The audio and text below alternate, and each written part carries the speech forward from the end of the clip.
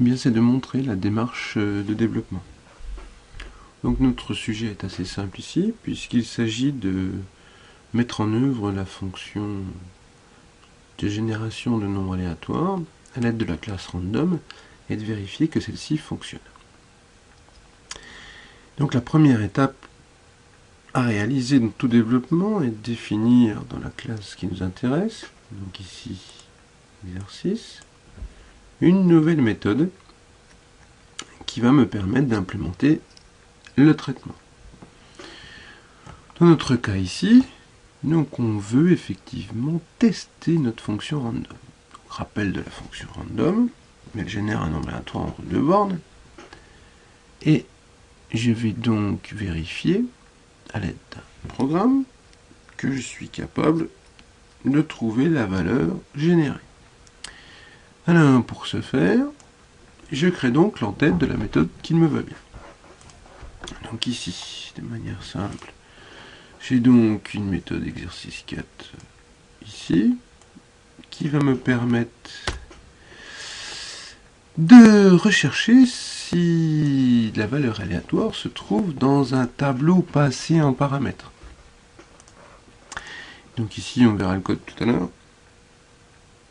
Je vais donc passer à cette méthode exercice 4 un ensemble de valeurs, et mon code devra générer un nombre aléatoire et faire vérifier au programme que le tableau contient ou non la valeur recherchée.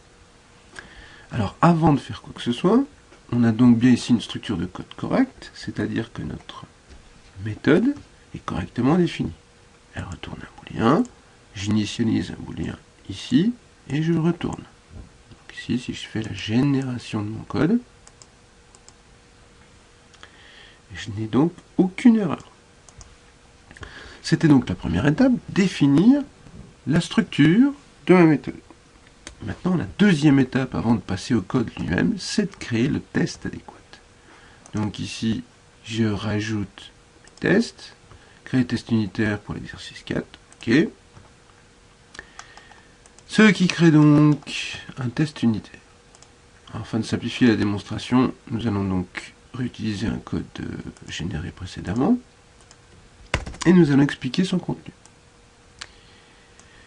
Donc ici, ma test méthode, eh bien, qu'est-ce que j'ai besoin? J'ai besoin de lui passer des valeurs. Ici, donc, un tableau initialisé avec des valeurs comprises entre 0 et 9.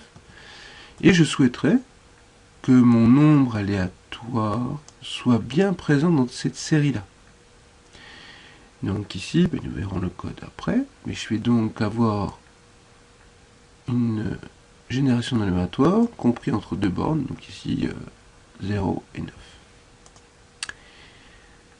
Je vais donc ensuite appeler ma méthode exercice 4 en passant en paramètre ce tableau et je comparerai mes résultats. Donc ici, la deuxième étape doit être confirmée par un petit debug. Donc ici, on retourne dans la fenêtre des tests. Ça génère mon code des tests. Et donc ici, j'ai un exercice 4. Ok, je vais pouvoir débugger la sélection.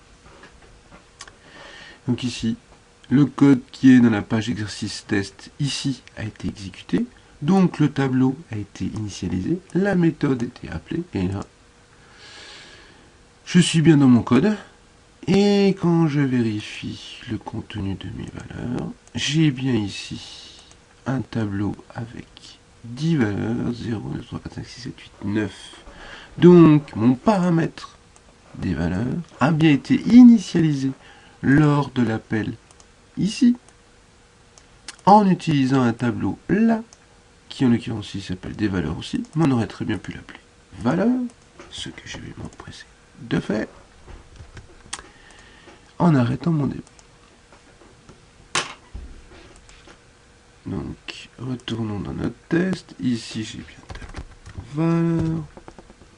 Donc, c'est le compilateur qui a donné cette... générateur de code, pardon, qui a donné ce nom-là. Donc, si j'ai bien appelé valeur, je vais bien mettre ici un point d'arrêt pour démontrer ce que je suis en train d'expliquer. Donc, ici, retournons dans notre test. On va débugger cette sélection-là.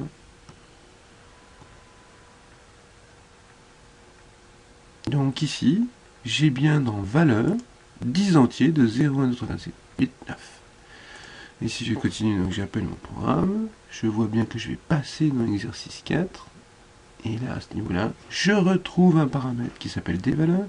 Et dans des valeurs, bien sûr, l'ensemble des valeurs qui ont été passées ont été copiées. Donc ma première étape est satisfaisante, puisque j'ai bien quelque chose qui me permet de transférer les valeurs. Je vais donc pouvoir passer à l'écriture du code proprement dit. Donc sans rentrer dans le détail, que doit faire ce code? Eh bien, initialiser un nombre aléatoire, et ensuite rechercher si dans le tableau qui est passé en paramètre, ce nombre aléatoire s'y trouve ou pas.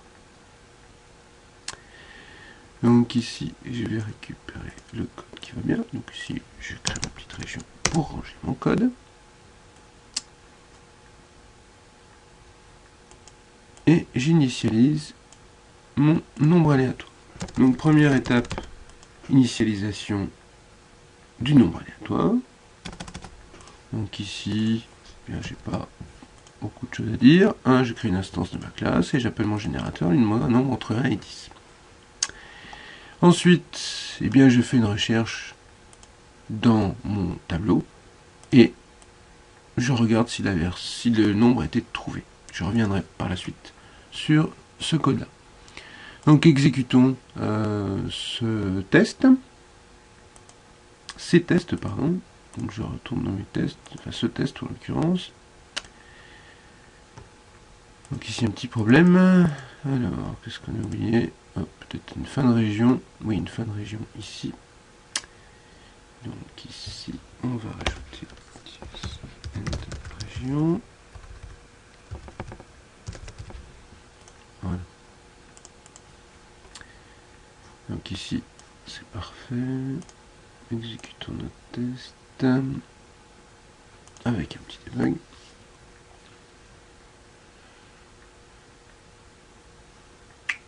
De manière identique, donc j'ai pu initialiser mon tableau. Je continue mon code, donc je vais appeler ma méthode. J'arrive ici, je retrouve bien mon tableau. Pardon, il est là. On peut constater qu'il y a bien les mêmes valeurs. Et je génère mon nombre aléatoire. Donc ici, il m'a généré comme nombre aléatoire 5. Je vais passer l'étape de recherche pour y revenir tout à l'heure, mais nous avons bien dans notre tableau 5 qui est ici. Donc il serait fort étonnant qu'on ne trouve pas la valeur 5 dans ce tableau. Je vais en profiter pour épingler tout ça afin d'avoir une visualisation un peu plus claire des valeurs de mes variables. Donc ici je passe le code, donc je vais pas en pas à pas mais je vais en pas principal. Et je me retrouve ici, et trouver à bien la valeur true, ce qui fait que mon code est donc valide et mon test unitaire est réussi. Parce qu'on a la preuve ici. Quand on a terminé le test qui teste si notre méthode va bien être opérationnelle, on peut aussi tester l'inverse, ou du moins l'opposé. Donc ici, je vais rajouter un nouveau test, donc mon test de chaos. Donc mon test de chaos est simple, c'est je recherche toujours le nombre, mais cette fois-ci je vais supposer que je ne vais pas le trouver. Donc bien sûr mon test sera positif si je ne le trouve pas, donc ici, si j'ai bien comme réponse false. On aurait pu tester are not equal à true, mais ici on va tester are equal à false. Donc de la même manière, cette fois-ci je vais exécuter mes tests en complet. Donc je vais générer mes tests et exécuter ces deux tests-là.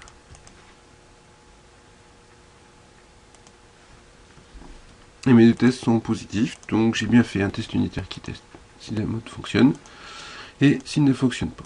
Donc revenons maintenant sur le code de notre exercice. Donc ici, je vais donc avoir un nombre aléatoire et je vais donc aller le chercher dans un tableau.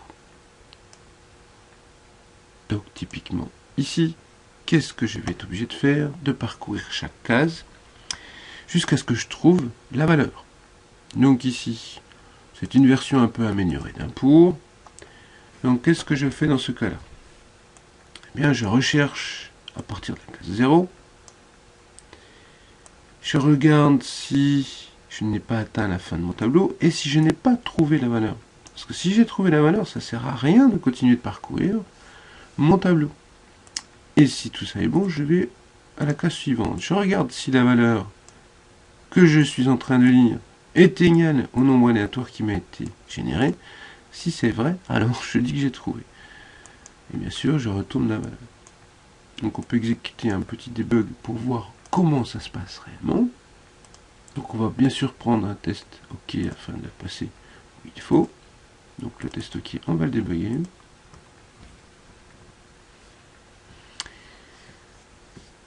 Donc ici, si je tombe bien dans mon programme, je vais aller jusqu'à ma ligne I. Donc ici, si je réaffiche mon tableau, le nombre aléatoire généré est 7. Mes valeurs sont bien 0, 1, 2, 3, 4, 5, 6, 7. Et je vais donc aller jusqu'à la valeur 7. Bon, alors on va le faire une fois à la main. Comme ça, ça montre bien. Donc ici, je vais me rajouter un petit I, de manière à ce que nous voyons bien ce qui se passe. Voilà. Donc ici, I vaut 1. Et je vais aller jusqu'à... Donc à chaque fois, on voit bien qu'on compare la valeur aléatoire de I. Donc ici, la valeur aléatoire de I, comme I vaut 3, c'est donc 3, ou nombre aléatoire, qui est 7. Donc je continue, nous allons attendre patiemment le 7, 6, voilà, 7. Donc ici, ma longueur est 10, je n'ai toujours pas trouvé, donc je continue. J'arrive dans mon test, je suis bien sur la valeur numéro 7, puisque I vaut 7, et donc dans mon tableau, j'ai bien 7 dans la position 7. Le nombre aléatoire est 7, donc normalement, j'ai trouvé. C'est bien ce qui se passe. Donc ici, trouver va être vrai. Donc quand je vais remonter entre guillemets, I va passer à 8. Mais avant de rentrer dans la boucle, je vais tester si 8 est bien inférieur à 10. Ça c'est vrai. Par contre, est-ce que c'est pas trouvé? Eh bien non, puisque j'ai trouvé. Et donc je sors et je retourne trouver. Et donc mon test est bien réussi. Donc on a pu voir ici la démarche. 1. Je crée la structure de ma méthode. 2. Je crée mes tests unitaires. Et je dis bien mes tests unitaires. 3. Je produis mon code et je teste la validité de mon code à l'aide